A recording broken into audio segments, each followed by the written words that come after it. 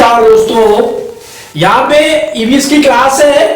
तो एक बहुत अच्छा दोहा है रामायण में, सुंदरकांड के पहले ही, उससे पहले जो दोहा होता है भगवान हनुमान जी के लिए। क्या है? कवन सो काज कठिन जग माही, जो नहीं होय तात तुम पाई। जामवंत जी कहते हैं हनुमान जी से कि ऐसा जग में कौन सा कार्य है जो तुमसे नहीं हो सकता है। ठीक, आप सारे कार्य कर सकते हो। तो उन्हीं महाराज हनुमान जी का आशीर्वाद लेके, उन्हीं के बताए मार्ग पर चल के हम आपके लिए ईवीएस की क्लास लेके आए दोस्तों। अच्छे क्वेश्चंस है, जरूर फंसेंगे। ठीक है, तो लेते हैं पहला क्वेश्चन। आपको स्क्रीन पर दिख रहा है, पौधों में प्रकाश संश्लेषण की प्रक्रिया कब होती है? पहला ऑप्शन कह रहा है दिन में होती है, रात में होती है, 24 घंटे होती है, या केवल दोपहर में होती है। प्रकाश संश्लेषण की प्रक्रिया केवल दिन में होती है दोस्त। प्रकाश संश्लेषण की जो प्रक्रिया है वो केवल दिन में होती है। किसमें होती है? दिन में होती है। ठीक, क्यों होती है दिन में? प्रकाश संश्लेषण के लिए हमने आपको बताया था 3 चीजें जरूरी है। नंबर 1 प्रकाश किसका? सूर्य का। दूसरा वायु, और तीसरा जल।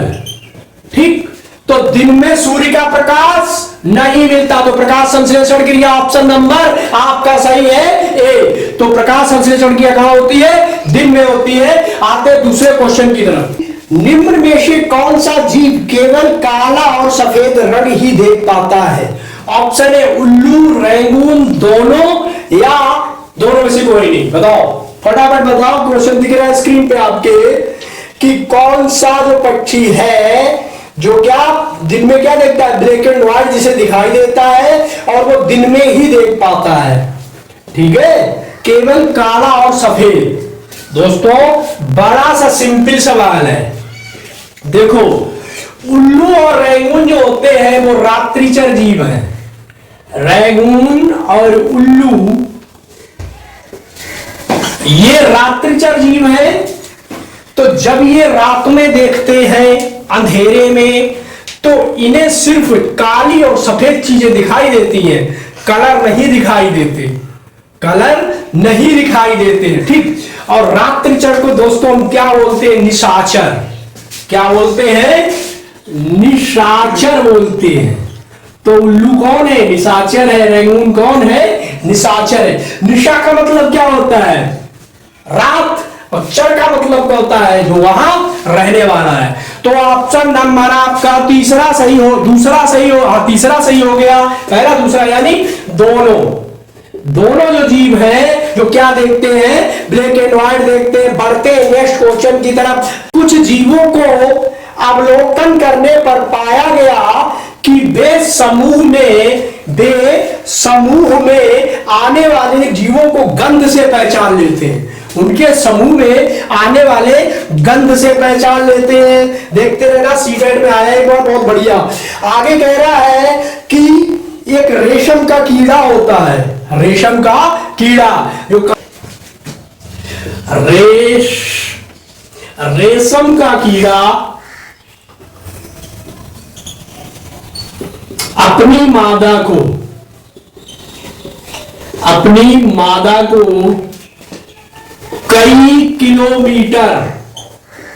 कई किलोमीटर दूर से उसकी गंध से पहचान लेता है। ठीक है, अब दूसरी बात, रेशम का पालन शहतूत के पेड़ पे भी होता है। शहतूत के पेड़ पे रेशम के कीड़ों को पाया जाता है। ठीक है, तो आंसर आपको पता लग गया होगा। हमारा मादा को पहचान लेता है, मादा। ऑप्शन नंबर आपका C for career coaching centre है। दूसरा क्वेश्चन क्या कह रहा है, लाइए मैं स्क्रीन पे इसको, आ गया, बहुत छोटा सा है। निम्न में से कौन स्तनधारी है? चार ऑप्शन है आपके पास, कौन स्तनधारी है? चमगादड़ है,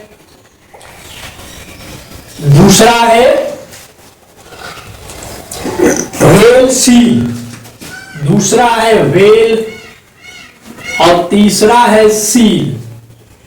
ठीक, चमगादड़, व्हेल, सील या कोई नहीं। ठीक, तो चमगादड़ व्हेल मछली है, सील भी एक मछली टाइप की है जो समुद्र में ही रहती है। ठीक, बात करते हैं, देखो स्तनधारी कौन होते हैं, समझ लो, बहुत अच्छी चीज है, आपको कभी दिक्कत नहीं होगी।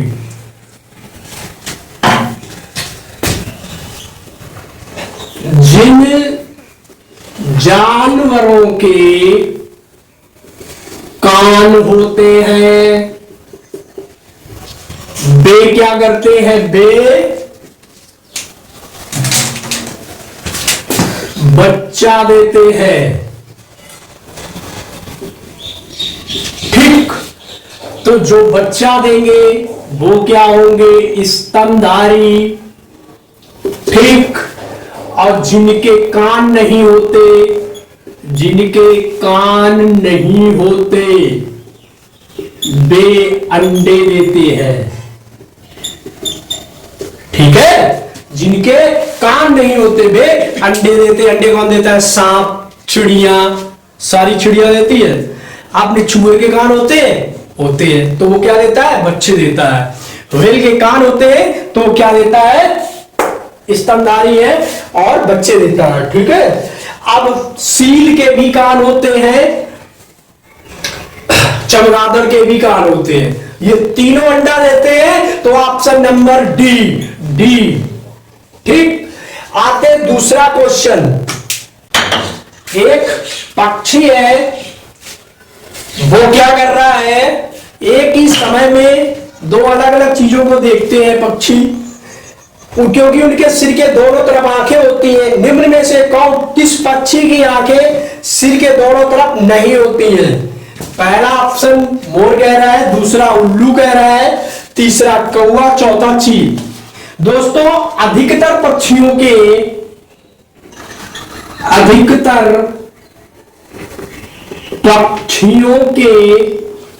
जो आंखें होती हैं वो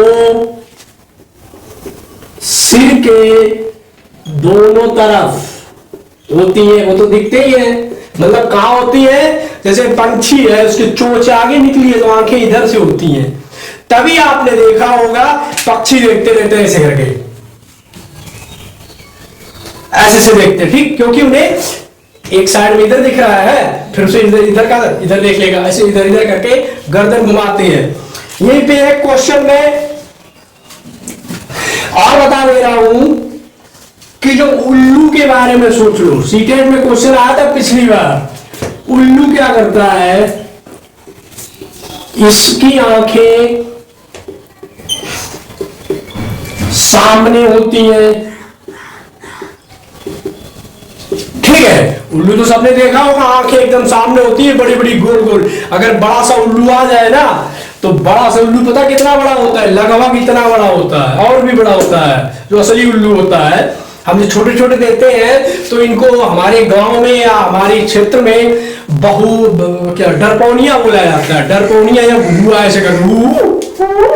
ऐसे करके आते रहते हैं। ठीक है, तो जो उल्लू की आंखें होती हैं सामने की तरफ होती हैं, और उल्लू में एक खासियत और होती है कि ये अपनी गर्दन को पीछे तक घुमा सकता है, यानी कि गर्दन यहां है से पीछे देखना है, ऐसे करेगा तो पीछे तक घूम जाएगा। मुझे तो ऐसे घूमना पड़ा, वो अपनी गर्दन घुमा लेगा पीछे तक।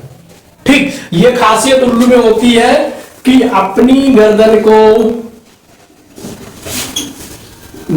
को पीछे तक ले जा सकता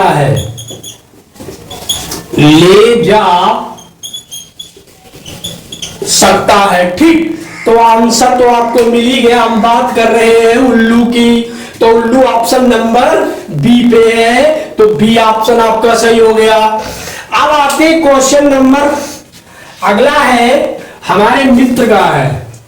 मित्र का मतलब दिख रहा होगा ना, केचुआ किसके द्वारा श्वसन करता है? बहुत अच्छा क्वेश्चन है, इसी में 2-3 चीजें और बताएंगे।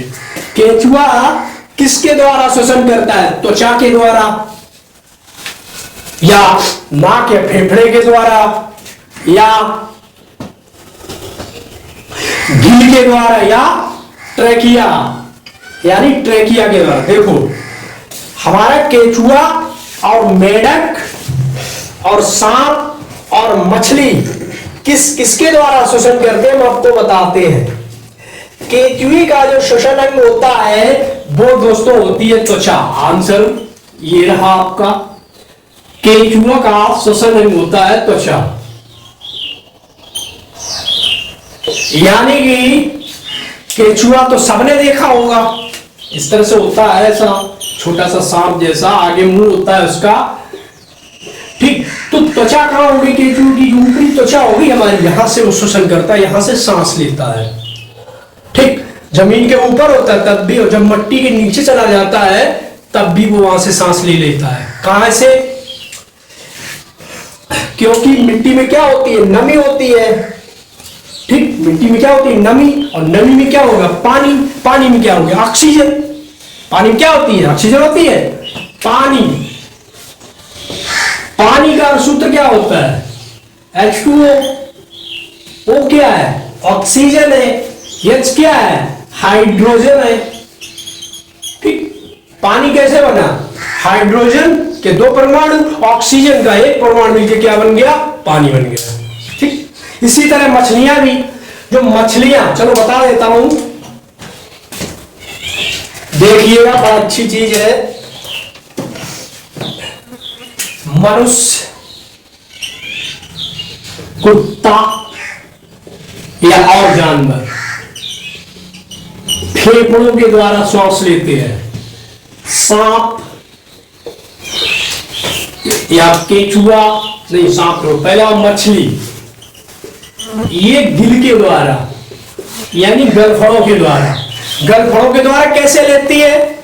पानी को अपने गलफड़ों में ले जाती है, उसके पास यहाँ पे एक छेद सा होता है, देखा होगा मछली पानी में ऐसे से उसके गड़फड़े चलते रहते हैं, पानी ले जाती है, इधर से निकालती है। हमने अभी बताया पानी में ऑक्सीजन होती है, तो उससे वहां से क्या मिल जाती है? ऑक्सीजन मिल जाती है, और वो सांस लेती रहती है। दूसरी चीज केचुआ बता चुके, मेढक सबसे अच्छी चीज है जो दोनों तरफ से बाहर करता है। कहां करता है मेढक? मेढक, जो हमारा मेढक है वो त्वचा से भी सांस लेता है, यानी खाल से भी और फेफड़ों से भी। बड़ा चालाक इंसान है भाई, वो चालाक इंसान नहीं है, ये तो भगवान की दी हुई उसको। देखो मेढक त्वचा से कब सांस लेता है?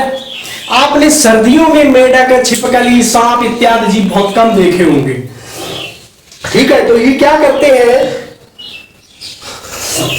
जब सर्दियां आती हैं तो ये जमीन के अंदर चले जाती है, ठीक। अब मेढक जब जमीन के अंदर चला जाएगा तब कहां से सांस लेगा? तब दोस्तों त्वचा से सांस लेगा, और जब जमीन से ऊपर होगा तो फेफड़ों से सांस लेगा। बात करते हैं काकरोच या जो छोटे छोटे अन्य जीव होते हैं, ये कहां से सांस लेते हैं? तो जो काकरोच हो गया और क्या हो गया, मक्खी हो गई या अन्य कीट, इसे बोलते हैं ट्रैकिया।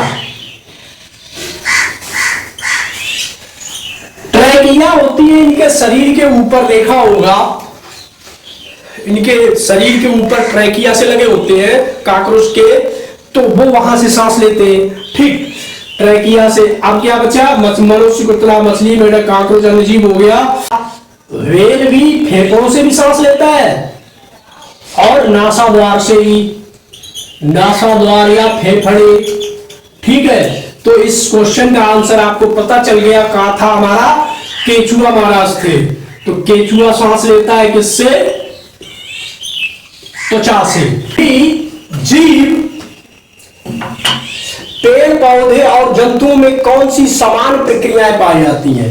सभी जीवों में और पेड़ पौधों में समान प्रक्रिया। समान प्रक्रिया का मतलब समान चीजें करते हैं, जैसे श्वसन और अंकुरण करते हैं। तो मनुष्य अंकुरण नहीं करता, मनुष्य श्वसन करता है, ठीक। एक बार ऑप्शन खत्म हो गया। दूसरा कह रहा है वृद्धि और प्रकाश संश्लेषण। तो जानवर भी वृद्धि करते हैं लेकिन प्रकाश संश्लेषण नहीं करते हैं।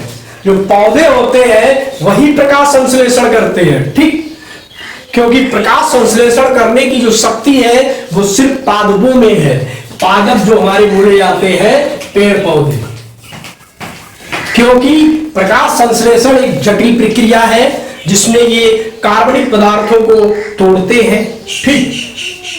और चौथा ऑप्शन ये भी खत्म हो गया, प्रजनन एवं श्वसन। प्रजनन एवं श्वसन ये चीजें पादप भी करते हैं, पेड़ पौधे भी करते हैं और जीव भी करते हैं, ठीक है। तो हमारा ऑप्शन प्रजनन एवं श्वसन है। पक्षियों की आंखें क्या हो कहती हैं? आंखें स्थिर रहती हैं। स्थिर का मतलब ये जैसे हम है सामने देख रहे हैं, हाँ इन्हें भी देख लिया, इन्हें भी देख लिया, इन्हें भी देख लिया, ठीक। जिसे कहते हैं नजरें चुराना, ऐसे करके देख रहे, इधर भी देख रहे। पक्षी ऐसे नहीं देख पाते, उनकी पुतलियां घूमती नहीं है दोस्त, उनकी पुतलियां स्थिर रहती है, तभी तो वो ऐसे करते हैं, ठीक।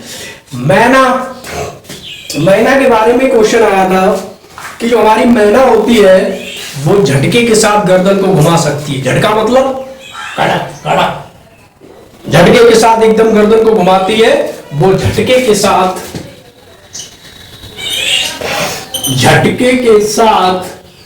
गर्दन घुमाती है मैना। मैं तेरी मैना तू मेरा तोता, ठीक। हिंज संधि कहां पाई जाती है? कोने में पाई जाती है, घुटने में पाई जाती है, सिर एवं गर्दन में पाई जाती है, कंधे और कूल्हे में पाई जाती है कि सिर में पाई जाती है?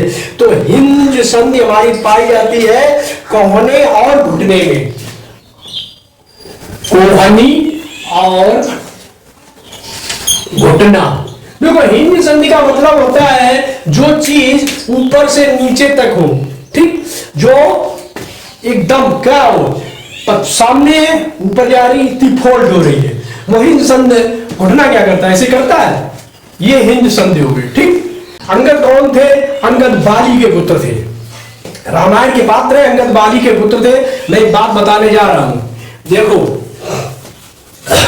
अंगद महाबलशाली थे, ये बात सभी लोग जानते हैं, ठीक है। तो अंगद जब भगवान राम ने उनको भेजा था रावण के पास, किस लिए? किस रावण को शांति प्रस्ताव भेजा था। देखो जब कोई बड़ा आदमी होता है, अच्छा आदमी जिसके पास सर्वस्व शक्ति होती है, तो वो आदमी झुक जाता है। जैसे पेड़ पौधे होते हैं, फल आने पे झुक जाते हैं, लेकिन हमारे इंसानों में ये बात नहीं है। कलयुग का प्रभाव कह लो, कुछ भी कह लो, जिसके पास ज्यादा पैसा आएगा वो टेढ़ा होके ज्यादा चलेगा। अब भगवान राम के पास सर्व शक्ति थी। अंगद, सुग्रीव, जामवंत, हनुमान, हनुमान जी के पिताजी से मारुति बोलते, महाबलवान, ठीक। कहा गया है, एक चौपाई है। तो सुग्रीव जैसे जब सारे बानर सुग्रीव जैसे, ये बात बताई थी किसने? रावण के दूत ने, कि अति बलवाना सुग्रीव, जो अति बलवाना हनुमान जी है, उनके बराबर सुग्रीव से भी, उनमें भी अंगद थे। अंगद को भेजा इसलिए था शांति प्रस्ताव के लिए। भगवान जानते थे कि शांति प्रस्ताव करेगा नहीं, तो भेजा। बात बता रहा हूं, वो सुनो, पहले आगे आ रहा हूं। अंगद जब वहां पे गए, जैसे अंगद दूत के रूप में गए। अब विश्वास की बात है, अगर आप धर्म में विश्वास करते हो तो धर्म का मतलब मेरा पूजा पाठ नहीं है। पूजा पाठ आपका कर्म है, धर्म नहीं है। धर्म होता है अपना कर्तव्य, अपनी ड्यूटी, ठीक। तो अब अंगद ने वहां पे एक प्रस्ताव क्या रखा था? सब जानते हैं कि अंगद ने पैर जमा दिया था और उसे किसी ने नहीं उठा पाया था। क्यों?